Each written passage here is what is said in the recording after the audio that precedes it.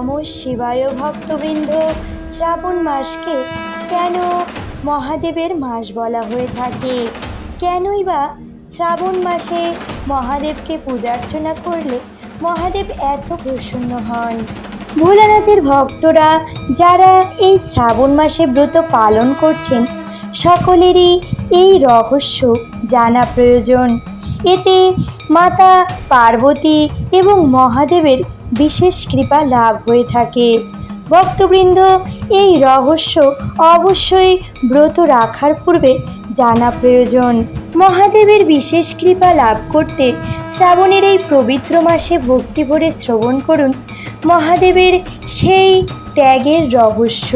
সৃষ্টির আদিকালে দেবতা ও অসুরেরা একই সাথে বাস করতেন। তখনও তাদের মধ্যে সুস্পষ্ট বিভাজন হয়নি, কিন্তু সময়ের স্রোতে শক্তির জন্য দ্বন্দ্ব শুরু হয়ে গেল। এক সময় দেবতারা ক্রমশ দুর্বল হয়ে পড়লেন। তাদের দুর্বলতার মূল কারণ ছিল ঋষি দুর্বাসার শাপ।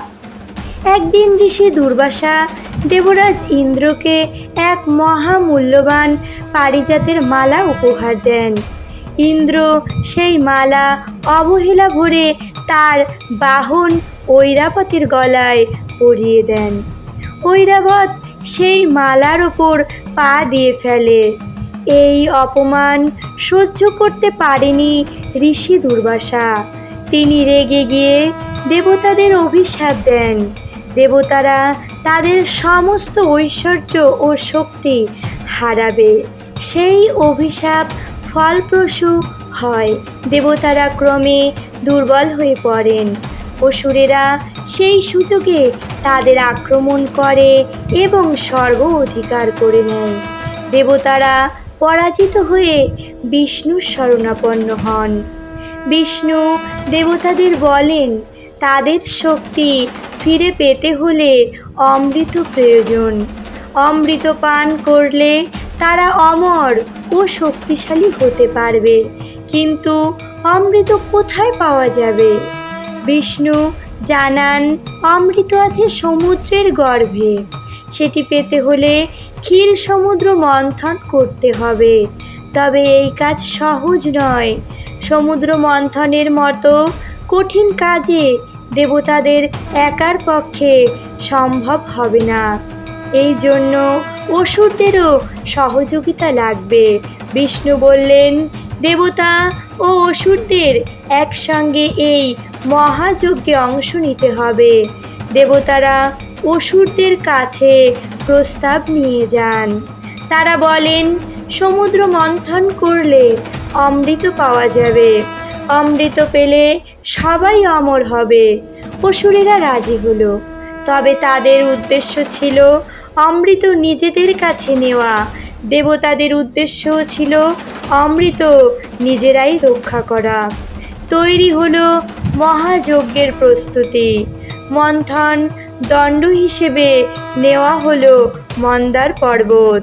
কিন্তু এত ভারী পর্বত তোলা সহজ ছিল না। দড়ির জন্য ডাকা হয় বাসুকী নাগকে। বাসুকী ছিল রাজনাগ। তাকে পর্বতের চারিপাশে পেঁচিয়ে বিশাল দড়ি বানানো হয়। তারপর শুরু হলো সমুদ্র মন্থন। কিন্তু তখন দেখা দিল বড় সমস্যা। মন্দার পর্বত অত ভারী ছিল যে তা সমুদ্রে ডুবে যেতে থাকে। তখন বিষ্ণু কূর্ম অবতার ধারণ করেন। তিনি কচ্ছপ রূপে সমুদ্রের তলদেশে গিয়ে নিজের পিঠে মন্দার পর্বতকে স্থাপন করেন। তারপর মন্থন শুরু হয়। দেবতারা পর্বতের মাথার দিকে টানছিলেন আর অসুরেরা নিচের দিকে। বাসুকীর দেহ দুই দিকে টানা হেঁচড়া করতে করতে বাসুকীর মুখ থেকে বিষ বের হতে থাকে। সেই বিষের প্রভাবে অসুরেরা দুর্বল হয়ে পড়লেও মন্থন থেমে থাকেনি। অনেকক্ষণ ধরে মন্থন চলার পর সমুদ্রের গর্ভ থেকে প্রথমে উঠে আসে এক ভয়ঙ্কর বিষ, যার নাম কালকূট বিষ। এই বিষ এতটাই মারাত্মক ছিল যে সমগ্র সৃষ্টি ধ্বংসের মুখে পড়ে। দেবতা, অসুর সবাই আতঙ্কিত হয়ে পড়ে। তখন সবাই মহাদেব শিবের শরণাপন্ন হন। শিব দয়ালু, তিনি গোটা সৃষ্টিকে রক্ষার জন্য সেই বিষ নিজেই পান করেন। পার্বতী দেবী শিবের গলা চেপে ধরেন, যাতে বিষ তার শরীরে ছড়িয়ে পড়তে না পারে। ফলে বিষ শিবের গলায় আটকে থাকে, তার গলা নীল হয়ে যায়। সেই থেকে শিব নীলকণ্ঠ মহাদেব নামে পরিচিত। শিবের এই বিষপান ঘটেছিল শ্রাবণ মাসে। সেই কারণেই শ্রাবণ মাসে মহাদেবের প্রতি কৃতজ্ঞতা জানিয়ে বিশেষভাবে পূজা করা হয়।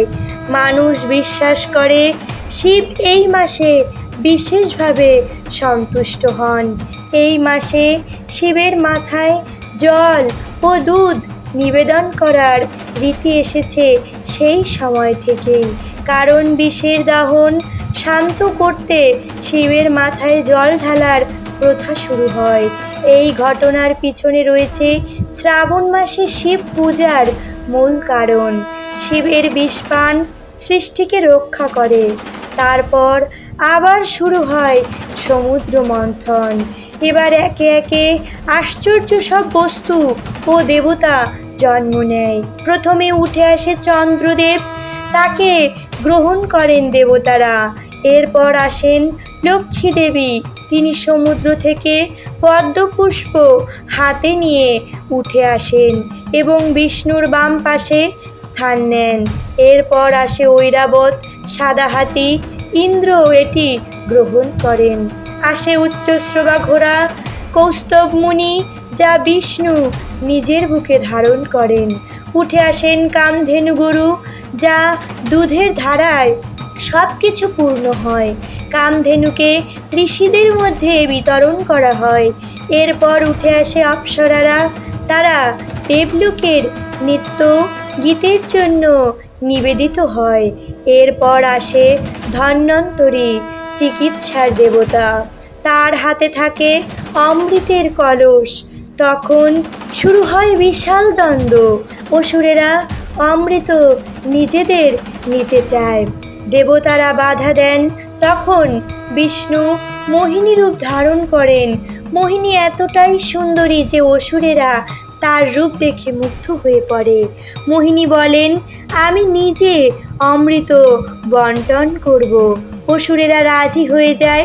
মোহিনী দেবতাদের হাতে অমৃত তুলে দেন।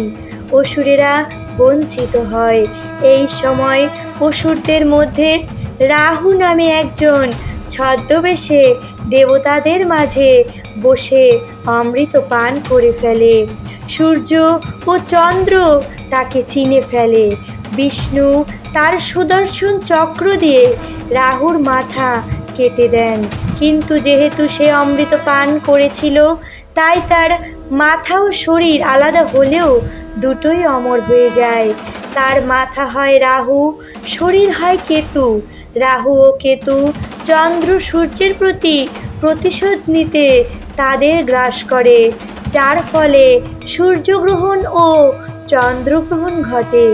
অবশেষে দেবতারা অমৃত পান করেন, তাদের শক্তি ফিরে আসে। তারা অসুরদের পরাজিত করে স্বর্গ পুনরুদ্ধার করেন। সমুদ্র মন্থনের মধ্য দিয়ে দেবতা ও অসুরের দ্বন্দ্ব নতুন এক মোড় নেয়। সমুদ্র মন্থনের এই মহাকাব্য শুধু অলৌকিক ঘটনা পূর্ণ নয়, এর মধ্যে লুকিয়ে আছে ধৈর্য, ত্যাগ ও কৌশলের শিক্ষা। জীবনের শ্রেষ্ঠ জিনিস অর্জন করতে হলে যেমন প্রচেষ্টা করতে হবে, তেমনি ত্যাগের মনোভাবও রাখতে হবে। শিবের বিষপান তার চরম নিদর্শন।